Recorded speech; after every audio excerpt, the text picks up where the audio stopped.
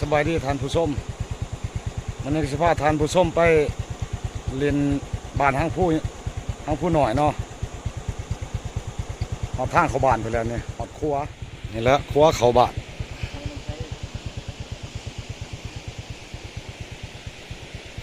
ป้ายไว้นำใส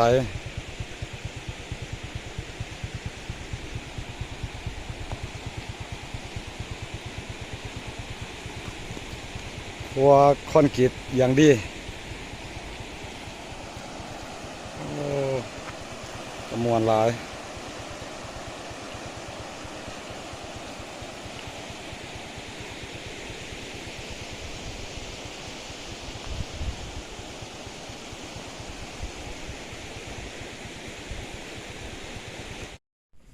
หมู่บ้านห้างผู้หน่อย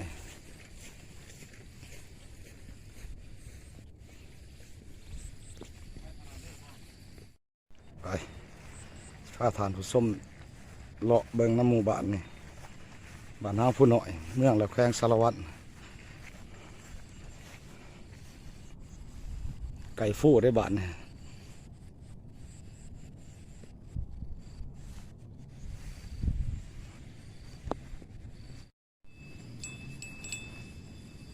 งัว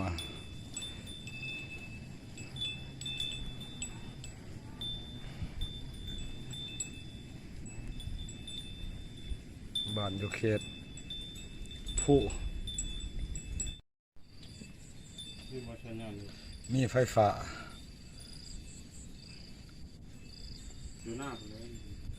มีไฟฟ้าครบสุดได้อยู่ในหมู่บ้านนี่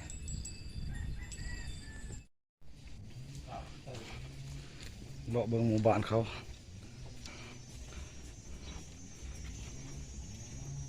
นำได้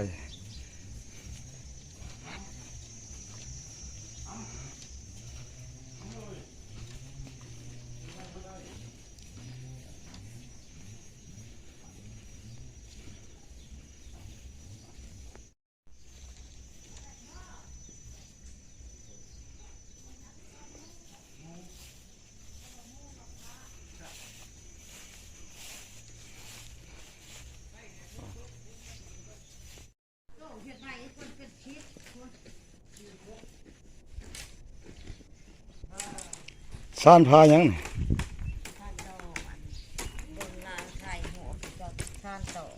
โอ้เห็ดผ้าตอน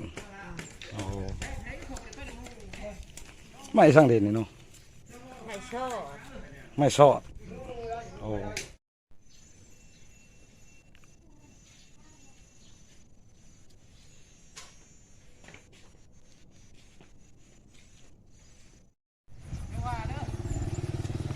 เส้นทางพาบ้าน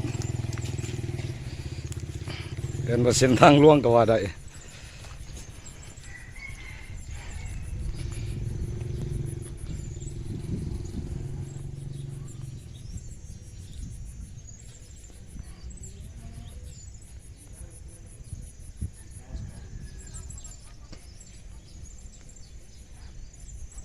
มันห้างผู้หน่อยเด้อนี่เด้อพี่น้องเอ้ยห่างจากตัวเมืองสารวัตรประมาณ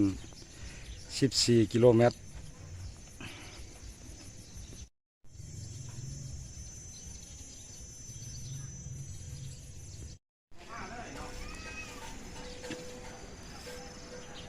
คุณหวยนำใส่ตั้งอาดหัวใหญ่ได้อยู่บ้านห้างผู้นี่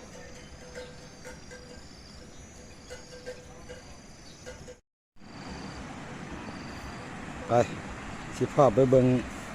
น้ำหวย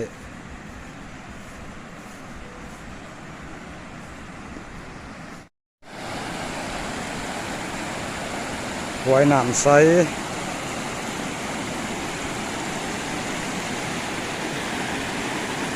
มีคนอาบน้ำเด้อ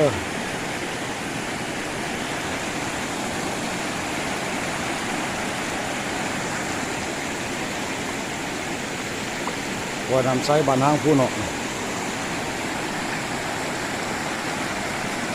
อาบน้ำขนาดเลย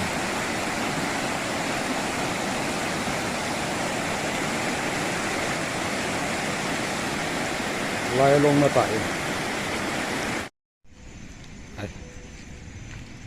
ยางออกเมื่อบัดนี้